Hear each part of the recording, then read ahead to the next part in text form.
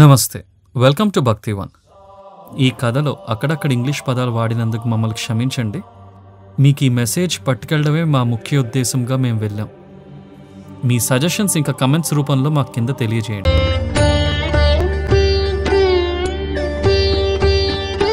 ఉగాది అంటే యుగాది అని అర్థం. యుగ ఆది, ఈ వర్డ్స్ బట్టే మీకు అర్థమైపోవాలి.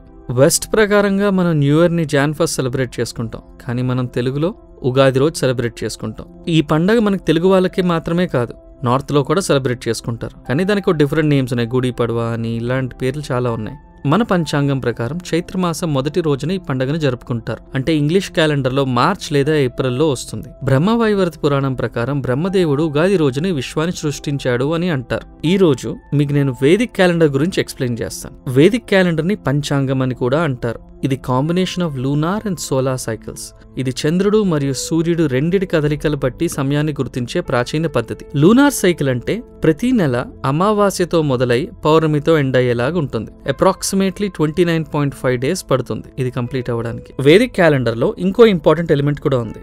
అది మన జీవితంలో చాలా ఇంపార్టెంట్ రోల్ ప్లే చేస్తుంది. అది ఒక ప్లానెట్. ఆ ప్లానెట్ పేరు జూపిటర్. అంటే మనకి తెలుగులో బృహస్పతి అని అంటారు. బిగ్గెస్ట్ ప్లానెట్ కింద కన్సిడర్ చేస్తారు. పురాణాల ప్రకారంగా బృహస్పతిని దైవ గురువు కింద చూస్తారు. బృహస్పతి అంటే జూపిటర్ అప్రాక్సిమేట్ గా 12 సంవత్సరాలు పడుతుంది అన్ని రాశుల చుట్టూ ఒక రౌండ్ వేయడానికి. బృహస్పతి గురుడు అని కూడా అంటారు. అందుకే మన పూర్వీకులు అంటూ ఉంటారు, గురుబలం బాగుంది అంటే వృద్ధిలోకి వస్తారని, నీచంగా ఉంది అంటే దానికో పరిహారం చేయమని. ఒక గురువు తన శిష్యులకి పాఠాలు నేర్పినట్టు గురుడు మనుషుల్ని వారి పుట్టిన సమయం బట్టి జీవితంలో అనేక ఫేజెస్ లో డ్రైవ్ చేస్తారని నమ్ముతారు. సో జాతకాన్ని ఇలా కూడా మనం అర్థం చేసుకోవచ్చు. గురుడు మన జాతకంలో మంచి ఫేజ్ లో ఉంటే అదృష్టాన్ని, ఐశ్వర్యాన్ని, ఆరోగ్యాన్ని తీసుకొస్తారు. ఇది మీకు తెలిసే ఉంటుంది. గురుబలం బట్టే ముహూర్తాలను నిర్ణయిస్తారు. సో గురుడు మన లైఫ్ లో ఇంత ఇంపార్టెంట్ రోల్ ప్లే చేస్తారు. ఇప్పుడు మనం దీనికి కొంచెం సైంటిఫిక్ యాంగిల్ తగిలిద్దాం. జూపిటర్ అంటే గురుడు, అంటే the biggest planet in our solar system. So planet పెద్దది, అయితే దాని గ్రావిటేషనల్ పుల్ కూడా అంతే ఎక్కువ ఉంటుంది. సో ఇది మనకు సైంటిఫిక్ గా కూడా ప్రూవ్ అయింది. గురుడు మన ఎర్త్ ని చాలాసార్లు కాపాడుతూ ఉంటాడు ఆస్ట్రాయిడ్స్ నుంచి, వీటి నుంచి. పూర్వం టెలిస్కోపులు లేని కాలంలో మన పూర్వీకులు ఈ సెలెస్టియల్ బాడీ మూవ్మెంట్స్ ని బాగా అబ్జర్వ్ చేసేవాళ్ళు. బృహస్పతి ఒక 12 year సైకిల్ ని ప్రిడిక్ట్ చేయగలిగారు ఆ రోజుల్లోనే. ఆ సైకిల్ మనకి మన లైఫ్ లో ఎంత ప్రభావం చేస్తుందో కూడా ప్రిడిక్ట్ చేయగలిగారు. మోడర్న్ సైన్స్ పాపులర్ అయ్యే కొద్దీ మన ప్రాచీన పద్ధతులని ఫాలో అవడం మానేశారు. వెస్ట్ ప్రకారంగా, అంతెందుకండి బైబిల్ ప్రకారంగానే తీసుకుందాం.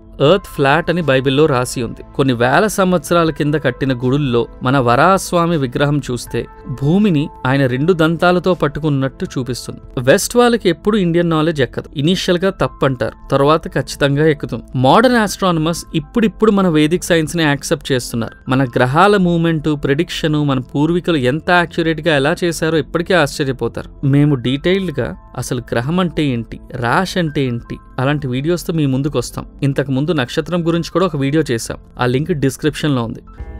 సనాతన ధర్మం ప్రపంచానికి ఒక వరం లాంటిది.